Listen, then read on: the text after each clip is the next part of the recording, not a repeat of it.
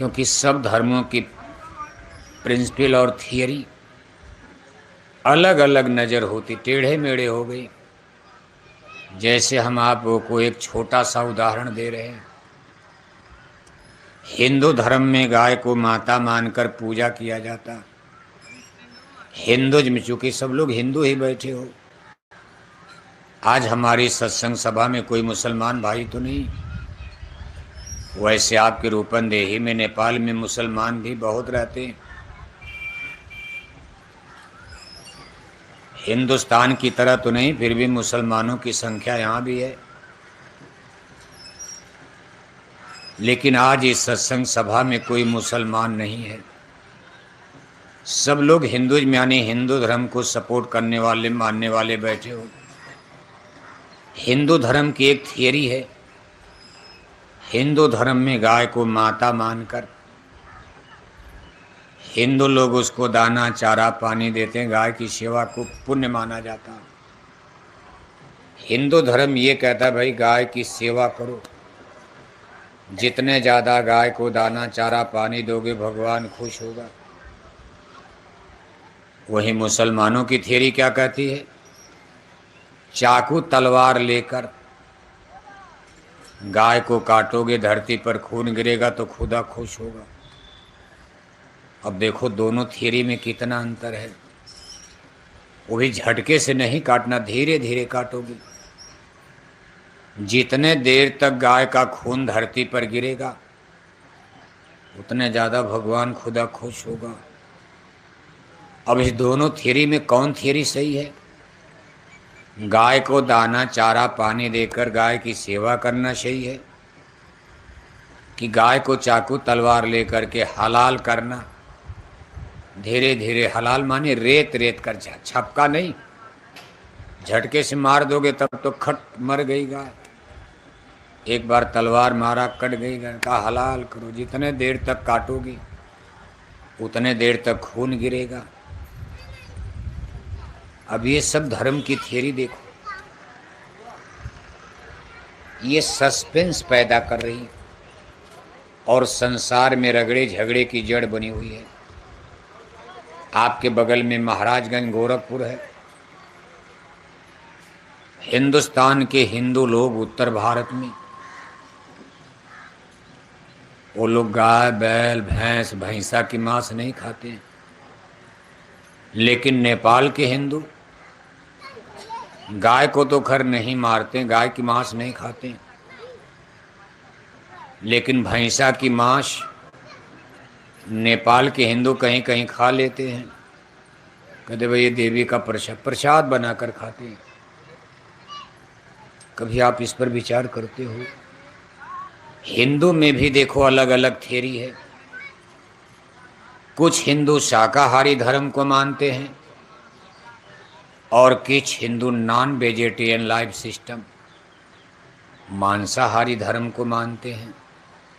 हिंदुओं की थियरी में भी मतभेद है, कई पार्ट है। नाना गुरु नाना पंथ। कुछ हिंदू वैष्णव धर्म को मानते हैं। वैष्णव धर्म का मतलब जिसमें भगवान विष्णु को सबसे बड़ा देवता मानकर बस केवल उन्हीं की पूजा की जाती है। कुछ हिंदू शैव धर्म को मानते हैं, जिसमें भगवान शिव को सबसे बड़ा देवता मानकर वो लोग केवल भगवान शिव की पूजा करते हैं। वैष्णव धर्म के हिंदू जो भगवान विष्णु को मानते हैं वो लहसुन प्याज का परहेज करते हैं। शैव धर्म के हिंदू ये रुद्र महामंत्र का जाप करते हैं। ये कहते भाई हमको मांस खाने में कोई एतराज नहीं। बताओ, बल्कि यूँ कहा जाए कि मांसाहारी हिंदू ज़्यादा हैं, शाकाहारी धर्म को मानने वाले हिंदू ज़्यादा हैं, कि मांसाहारी धर्म को मानने वाले हिंदू ज़्यादा? आप अपने गांव का ही हाल बताओ, छोड़ो नेपाल का, नवलपरासी की बात छोड़ो, इंडिया भारत छोड़ो। जिस गांव में आज आप बैठे हो, कौन गांव है? हैं? भोखड़ी, बोगड़ी। अरे कोई बढ़िया नाम रखते बोगड़ी, दुनिया कहाँ चली गई।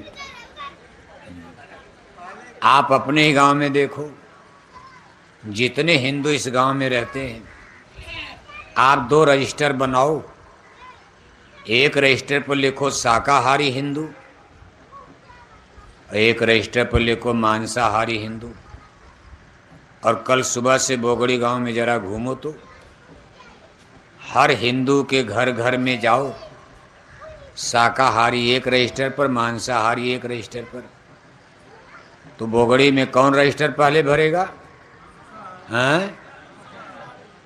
भरेगा नहीं, कई रजिस्टर भर जाएगा मांसाहारी का, और शाकाहारी हिंदू का रजिस्टर खाली ही रह जाएगा। इसी तरह अगल बगल जितने गांव घूमो जरा, पूरे नेपाल का सर्वे करो। नेपाल को हिंदू देश कहा जाता है। वैसे प्रजातंत्र में, अब तो प्रजातंत्र में कोई धर्म का मतलब नहीं होता, लेकिन कुल मिलाकर हिंदू यहाँ मेजॉरिटी में, बहुमत में है। इसलिए जब से नेपाल का जन्म, आज से नहीं, जब शाही राजवंश चलते थे, राजाओं का जमाना, जब से नेपाल पैदा हुआ है, आज तक कोई मुसलमान प्रधानमंत्री नेपाल में बना, कोई राजा नेपाल में मुसलमान बना? और अभी भी कोई संभावना नजर नहीं, क्योंकि हिंदू मेजॉरिटी में है। मुसलमान बनना भी चाहें तो नहीं बन सकते, वोट का ज़माना है। हिंदू ज़्यादा हैं, जिसको चाहेंगे हिंदू ही बनाएंगे। इसी तरह भारत में भी हिंदू मेजॉरिटी में है। जब से भारत देश आज़ाद हुआ, कोई मुसलमान प्रधानमंत्री, आज इंडिया हिंदुस्तान में भी मुसलमान प्रधानमंत्री नहीं बन पाया, जबकि हिंदुस्तान में मुसलमानों की अच्छी खासी आबादी है, लेकिन फिर भी 80% हिंदू हैं। मुसलमान केवल 14% भारत में हैं। इसलिए परिस्थितियां, इस बात पर सोचो, विचार करो। इतना बड़ा हिंदुओं की आबादी वाला देश नेपाल, वैसे नेपाल छोटा देश है, एरिया तो इसका कुछ जंगल पहाड़ का एरिया ज़्यादा, आबादी कम है। एरिया लंबा है, जंगल पहाड़ हिमालय में बसा है। खेती वाली ज़मीनें कम हैं, तो लोग रहेंगे कहाँ? अब जब खेती की, पहाड़ पर घर बना के क्या करोगे, खाओगे क्या? इसलिए जहाँ कुछ पैदा होगा वहीं तो घर बनेगा, चाहे नदियों की तलहटी में बने, चाहे मैदानी भाग में बने। जहाँ कुछ खाने पीने के लिए सब्जी, अनाज, फल फूल मिलेगा, पानी मिलेगा, पीने के लिए पानी मिले, खाने के लिए भोजन, वहीं तो बसेंगे लोग। पहाड़ में घर बनाकर वहाँ कुछ है ही नहीं, मर जाओगे 10 दिन में। इसलिए नेपाल के पहाड़ों में आबादी कम मिलती। मैदानी एरिया में देखो आबादी, नेपाली लोग भी अब धीरे धीरे उतर करके इधर ही भाग करके आ रहे। भाई वहाँ भूकंप भी आता, बरसात के समय में पहाड़ दरकता है, ऊपर से पहाड़ नीचे घर का घर बह जाता। इसलिए पहाड़ों में बड़े खतरे हैं। इसलिए लोग भी धीरे धीरे निकल करके यहाँ रहे। और ज़मीन रबड़ तो है नहीं कि फैल जाएगी। ज़मीन की नेपाल में भी कमी होती जा रही, घर मकान संख्या आबादी बढ़ती जा रही। इसलिए भविष्य में नेपाल के लिए भी समस्या हो सकती। वैसे नेपाल की कुल आबादी कोई बहुत ज़्यादा 3.5 करोड़ है। आपके नेपाल की कुल जनसंख्या कितनी है? कितनी है? 3.5 करोड़। कितनी है? 3.5 करोड़। और आपके बगल में उत्तर प्रदेश, भारत का एक राज्य उत्तर प्रदेश। उत्तर प्रदेश की आबादी है करीब 25 करोड़। कै करोड़?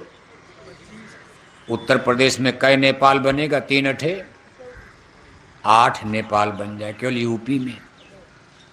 उत्तर प्रदेश की आबादी 25 करोड़ के करीब जा रही, और आपके पूरे नेपाल देश की आबादी 3.5 करोड़। फिर भी नेपाल में देखो समस्या, नौकरी चाकरी, खाना पीना, महंगाई। अब ये सब चीज़ें, क्योंकि ज़मीन यहाँ बहुत कम है, खेती वाली ज़मीन, ज़्यादा ज़मीन पहाड़ की है। पहाड़ में कुछ पैदा नहीं हो सकता। मान लो पहाड़ के नीचे सोना चांदी कोयला होगा भी, हीरा होगा, मोती होगी, इतना नीचे है। सरकार के पास इतना पैसा नहीं, ऐसी मशीनें नहीं। अमेरिका होता तब तो तोड़ करके निकालता सोना चांदी कोयला वोयला सब। लेकिन नेपाल सरकार के पास इतनी महंगी मशीनें नहीं, वो सिस्टम नहीं है कि पहाड़ों। और फिर हिमालय को अगर ज़्यादा तोड़ा जाएगा तो भूकंप का भी डर है। अगर बहुत ज़्यादा पहाड़ों में गड्ढा कर दिया गया, उस पर हथौड़े बज गए या क्रेन और मशीनों का वार हो गया तो भूकंप का भी खतरा है, तो सब कुछ सब खत्म हो जाएगा। तो कई समस्याएं नेपाल को घेरे हुए हैं। और नेपाल में हिंदू मेजॉरिटी में है, और हिंदुओं में भी मांसाहारी हिंदू ज़्यादा है, शाकाहारी हिंदू तो बहुत कम बचे हैं नेपाल में। और सनातन धर्म, जिसको मानव धर्म, सारी मानव जाति के लिए, आज जय गुरुदेव मिशन की तरफ से सनातन धर्म का ही प्रचार प्रसार किया जा रहा है कि जो सारी मानव जाति के लिए है, सारे इंसानों के लिए। सनातन धर्म का फंडामेंटल प्रिंसिपल, पहली थियरी और सिद्धांत है सत्य हिंसा परमो धर्म। सत्य ईश्वर का सांकेतिक नाम है। सनातन धर्म कहता है कि एक परमात्मा के अलावा ये सारा संसार झूठा है। परमात्मा ही सब कुछ है, all mighty super power,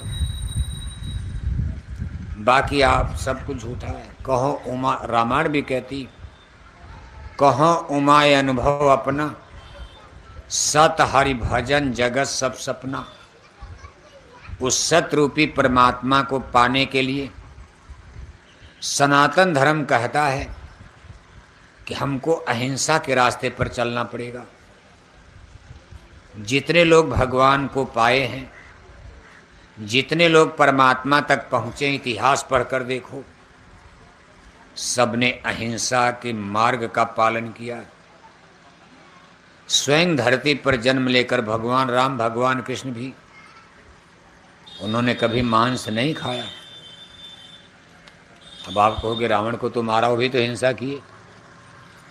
Ravan को मारा, जटासुर को मारा, बट किसको किसको मारी।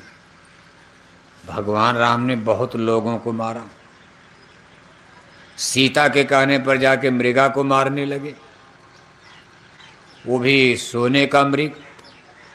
आप कहोगे भगवान इतने अनजान होते हैं, उनको इतना भी पता नहीं था कि मृग सोने का होता है, कहीं सोने का मृग होता है। लेकिन सीता जी ने कह दिया बड़ा सुंदर मृग है, ये ना जाने किस वैरायटी का है। ऐसा मृग तो हमने आज तक अयोध्या जनकपुर में भी नहीं देखा, जबकि जनकपुर तो हिमालय की गोद में ही बसा था। सीता जी का जन्म तो यहीं देखो नेपाल में, जनकपुर में। कहा वहाँ भी जंगल में ऐसा मृग हमने नहीं देखा। जब हम अयोध्या आए तो यहाँ भी जंगल में नहीं देखा, लेकिन ये दक्षिण भारत के जंगल में ऐसा मृग। और भगवान राम चल पड़े मारने के लिए।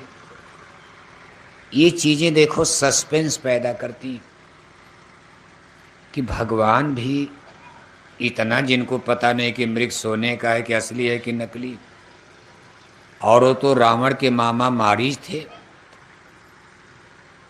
अगर वास्तव में मृग होते तो भगवान राम मारने न जाते हैं। वो जानते थे कि मामा मारीच हैं ये। भगवान राम की ये बात वही, इसी को भगवान कहते हैं। आम आदमी तो बहस करेगा कि भाई तुम क्या बेवकूफ़ी की बात कर रही हो, अरे मृग कहीं सोने का होता हम नहीं जाएंगे, धोखा है। लेकिन भगवान राम को सीता ने एक बार कह दिया कि आप इसको गिरफ्तार करके ले आओ, हम इसको अयोध्या ले चलेंगे, जब चलेंगे पाला जाएगा। पालने, सीता ने पकड़ने के लिए कहा था, ये बड़ा सुंदर है, इसको पालन किया जाएगा। लेकिन भगवान राम ने जाकर के बाण मारा, मर गया। क्योंकि मारीच ये सोच कर चला था कि रावण के हाथों से अच्छा है कि मैं राम के हाथों मर जाऊं। इसलिए अंतर्जामी भगवान श्री रामचंद्र जी उसके भाव को पढ़ लिया। पावन मृग मारे ही जिय जानी, अपने जीव में हृदय में जान रहे थे कि पावन मृग है, पवित्र है। मामा मारीच का भाव बड़ा पवित्र था। वो तो रावण के डर के मारे बेचारे चले आए थे राम को ठगने, और मारीच को पता था कि मैं मारा जाऊंगा, राम को कोई क्या धोखा दे पाएगा। लेकिन रावण के हाथों से मरने से अच्छा है मैं राम के हाथों मर जाऊं। इसलिए राम ने एक भक्त की इच्छा को पूरी किया। इसके बाद फिर देखो रावण को मारा, सोने की लंका को मिट्टी में मिला दिया। वो हिंसा अलग है। 14 बरस जंगल में रहे, कभी मांस खाया? भगवान राम ने मांस खाया? जोर से बोलो।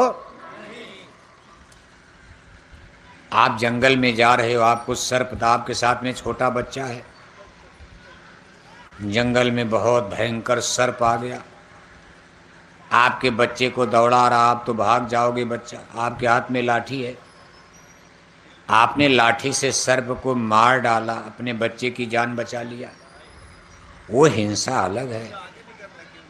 आप जंगल में जा रहे हो, आपको शेर दौड़ा रहा है, आपकी जान को खतरा है, आपको मारने के बाद शेर आगे बढ़ेगा, किसी और को मारेगा, आपके हाथ में बंदूक, आपने गोली मार दिया, शेर जंगल में मर गया, आपकी भी जान बच गई, और आगे न जाने गांव में कितने लोगों को शेर मार डालता, उतने लोगों की आपने जान बचा लिया। वो हिंसा अलग है। आप खेती का काम करते हो, अपने खेत में किस्म किस्म की सब्जी आपने बोई है, एकाएक कीड़े लग गए, सब बैगन टमाटर कद्दू कोहड़ा सब खत्म हो रहा, आपने कीटनाशक ला करके छिड़क दिया, शाम तक लाखों लाख कीड़े मर गए। ये हिंसा अलग है, क्योंकि सब्जी को बचाओगे नहीं तो जनता मर जाएगी। अगर ये सब्जी कीड़े खा जाएंगी, सब्जी पैदा करके आप भैरहवा नहीं भेजोगे तो भैरहवा में आदमी मर जाएंगे सब्जी दाल बिना। कीड़े तो कुछ भी खा लेंगे, कीड़ों को सब्जी नहीं सब्जी मिलेगी, वो पत्ते खा लेंगे। कीड़े तो कुछ और खा करके जीवन बिता सकते हैं, लेकिन आदमी को तो सब्जी दाल चाहिए न। आपने इंसानों की जान बचाने के लिए लाखों कीड़ों को मार डाला, वो हिंसा अलग है। लेकिन अपने जबान के स्वाद के लिए आप बकरी मुर्गी सूअर मार रहे हो, भैंसा मार रहे हो, इसका आपके पास क्या जवाब है? आपके पास भोजन की कमी तो है नहीं, आपके घर में किस्म किस्म का अनाज है, किस्म किस्म का फल है, किस्म किस्म की सब्जी है, 2-2 4-4 सब्जी आप खा रहे हो, चोखा चटनी ऊपर से। पूछा जाता भाई तब ये जानवर क्यों मार रहे हो, बकरी मुर्गी? अरे कहा सब्जी में मज़ा नहीं आता। 500 रुपया किलो के अमेरिका से महंगी सब्जी मंगा दी जाए, अमेरिका से 500 में आएगी तो नेपाल में 5000 किलो बिकेगी। अमेरिका की करेंसी तो बहुत हाई है। 500 रुपये की सब्जी अमेरिका से आ जाए तो नेपाल में 5000 किलो बिकेगी। इतनी महंगी सब्जी आपको तेल मसाला डालकर मज़ा नहीं आया। अब बकरी मुर्गी मुर्दा दे दिया जाए तो अरे बड़ा मज़ा आ गया, बड़ा मज़ा आ गया। मज़ा के लिए जीवों की हत्या करते हो।